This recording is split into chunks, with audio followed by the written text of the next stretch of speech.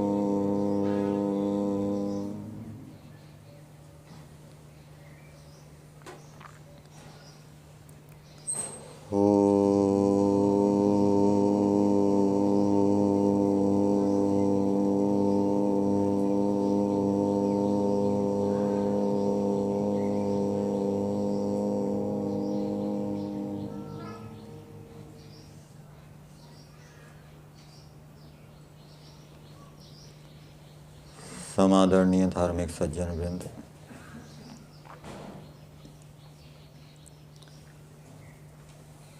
जो साधक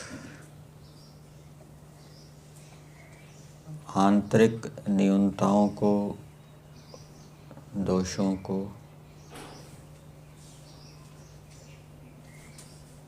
जो वासनाओं के रूप में विद्यमान रहती है, आसक्तियों के रूप में विद्यमान रहती है, क्लेशों के रूप में विद्यमान रहती है, इनको दूर करना चाहता है तो उसको पहले शरीर और वाणी से जो अधर्म आचरण, असत्य आचरण हो रहे हैं उनको रोकना पड़ेगा।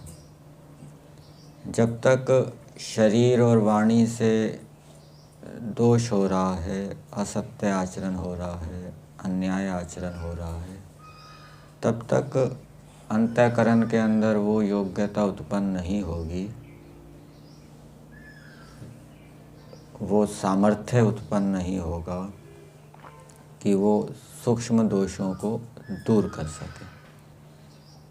बाहर शरीर और वाणी के दोष दूर नहीं किए जा रहे और अंदर से जो संसार के प्रति आसक्ति है उसको दूर करने का प्रयास किया जा रहा है, वैराग्य को उत्पन्न करने का प्रयास किया जा रहा है, तो वो प्रयास निष्फल रहेगा, क्योंकि अभी अंतःकरण का वो सामर्थ्य उत्पन्न नहीं हुआ। इसलिए योग दर्शन के अंदर एक समाधिपाद है और दूसरा साधनपाद है।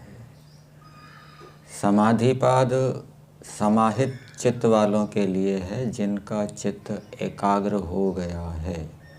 अब वो वैराग्य को उत्पन्न करने के लिए, क्लेशों को दूर करने के लिए प्रयास करेंगे तो उनको सफलता मिलेगी। अभी उनका चित्त इस योग्य हो गया है। लेकिन जो अभी व्युत्थित चित्त वाले हैं, जो शरीर से दोष करते हैं, वाणी से दोष करते हैं, अव्यवहारिकता करते हैं, असत्य आचरण करते हैं, वो यदि वैराग्य को उत्पन्न करने का प्रयास करेंगे या आंतरिक जो आसक्तियां हैं, आकर्षण हैं, उनको दूर करने का प्रयास करेंगे तो उनको सफलता नहीं मिलेगी। इसलिए क्रम यही है कि पहले शरीर और वाणी के दोषों को दूर किया जाए। उदाहरण के लिए कोई व्यक्ति भोजन में आसक्ति को दूर करना चाहता है, बहुत विचार कर रहा है, ज़्यादा भोजन खाने से ये हानियाँ होगी, ये 4 प्रकार के दुख प्राप्त होंगे, वो होंगे, लेकिन भोजन में उसका संयम है नहीं, भोजन वो ज़्यादा खा जाता है, तो वो उसका जो चिंतन है वो कोई फल उत्पन्न नहीं करेगा।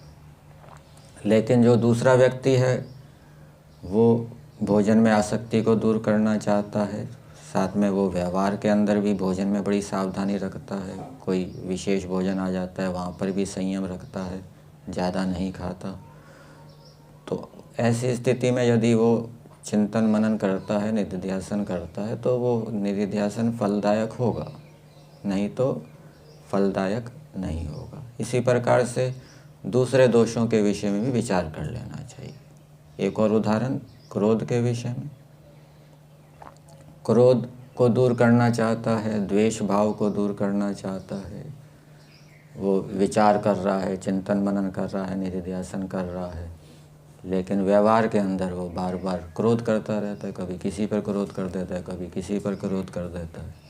व्यवहार में क्रोध कर रहा है और ध्यान के समय वो निधिध्यासन कर रहा है क्रोध को दूर करने के लिए, तो वो फलदायक नहीं होगा। तो व्यवहार में ब्रेक लगानी पड़ेगी क्रोध पर, फिर अंतःकरण के अंदर वो योग्यता उत्पन्न होगी, कुछ पवित्रता आएगी, शुद्धि उत्पन्न होगी, और उस शुद्ध अंतःकरण से युक्त होकर जब वो चिंतन मनन करेगा तब उसका प्रभाव पड़ेगा। दूसरी बात, सुख की प्राप्ति अलग चीज़ होती है और दुख की निवृत्ति अलग चीज़ होती है।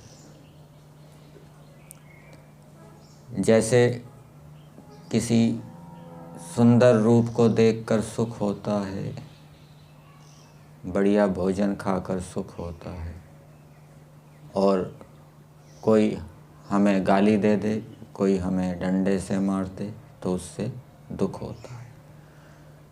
लेकिन कहीं कहीं ऐसा भी व्यवहार के अंदर आता है कि कोई व्यक्ति रोगी है, उसका रोग ठीक हो गया, तो कहते हैं कि बड़ा सुख है अब तो।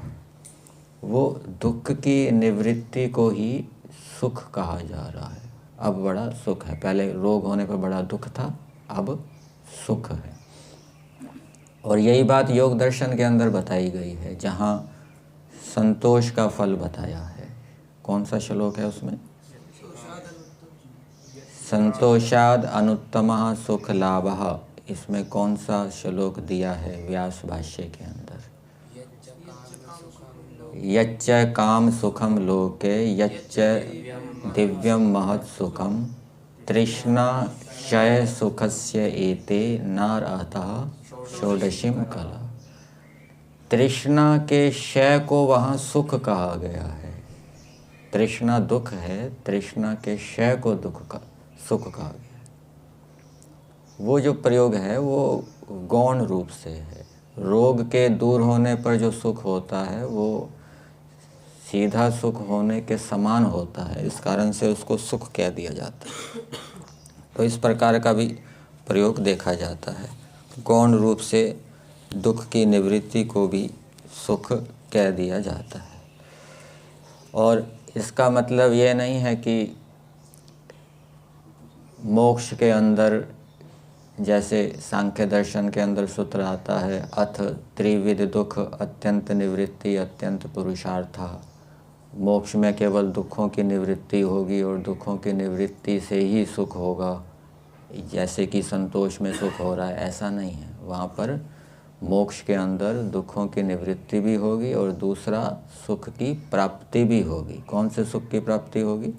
ईश्वर के आनंद की प्राप्ति होगी। यहीं तक रखते हैं।